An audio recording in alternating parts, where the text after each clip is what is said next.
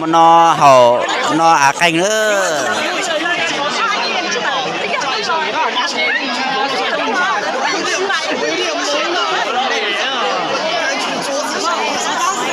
อาไก่เกจะนั่งยังไงเราตั้นทอลีเด้อมันนอต้นแทบเราเด้อ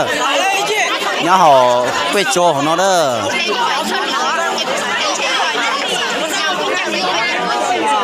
ปั้นใช้รับเราเด้อไปแล้วล่ะยืนใช่หยุดตัวเลยเหรอยืนน้อยยืนใช้รับเรายังบ้าพาสปอร์ตเนี่ยบ้าเนี่ยบ้าเราไปเจ๋อเด้อยืนน้อยน่ะไปเล็ดขนมนะสัมภาษณ์กัน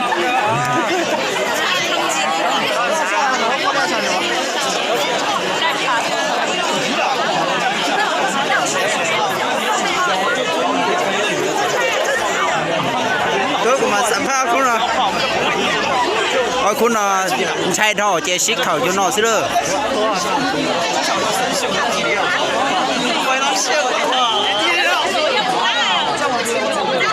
อแกงนู้นจนใช้เกลือซิตึงไกรต้านท่ออนอลีเด้อ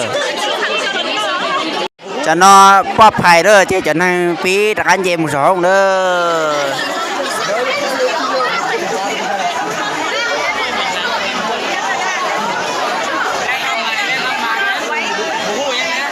ตัวนั้นก็น้อยตุนแชฟเลยรีบป้องตาเนี่ยน้องเลยต่อยตัวจีต่อยซื้อมันมียังเกิดขึ้นนะอยู่หลุมซื่ออยู่